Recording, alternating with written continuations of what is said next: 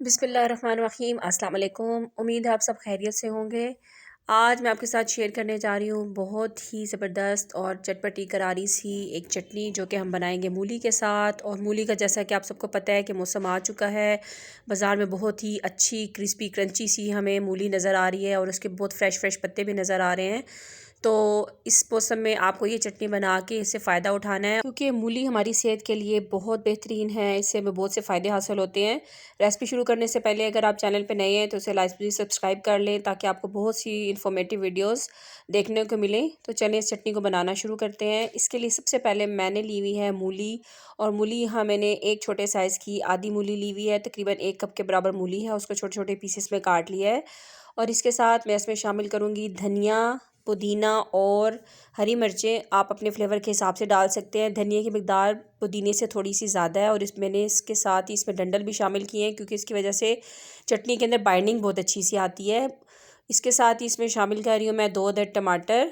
और टमाटर के साथ मैंने इसमें ऐड किए हैं 3 अदद जवे जो हैं लहसुन के। और इसके साथ ही इसमें अदरक का शामिल कर लेंगे। अपने फ्लेवर के हिसाब से आप शामिल कर सकते हैं। मैंने यहाँ 3 छोटे टुकड़े इसमें शामिल कर दिए हैं। अब इसमें शामिल कर रही हूँ मैं नमक। और मैंने यहाँ नमक, काला नमक ऐड किया है, क्योंकि मूली के साथ ये कम्प्लीमेंट करता है, बहुत अच्छा फ्लेवर आता है। इसके साथ ही इसमें मैंने सफ़ेद ज़ीरा डाल दिया है। इससे चटनी बहुत ही मज़ेदार और चटपटी सी हो जाती है।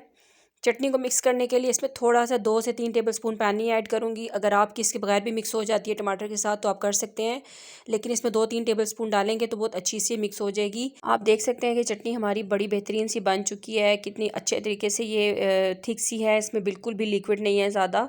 और तमाम चीज़ें बड़े अच्छे तरीके से मिक्स हो चुकी हैं। इसमें कोई चीज़ साबुत भी आपको नज़र नहीं आ रही। तो अगर आपकी पानी के बगैर भी हो जाती है मिक्स टमाटर के साथ तो आप कर सकते हैं, या उसमें थोड़ा सा पानी भी ऐड कर लें।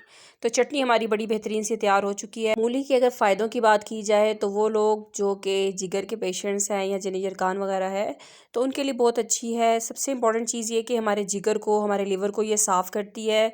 इसके अलावा मैदे की तेज़ाबियत और इन चीज़ों को ख़त्म करती है। लेकिन मूली को खाने का जो बेहतरीन टाइम है वो दिन का है। आप इस चटनी को रोज़ाना दिन के वक्त खाने में 1 से 2 टेबलस्पून इस्तेमाल कर सकते हैं।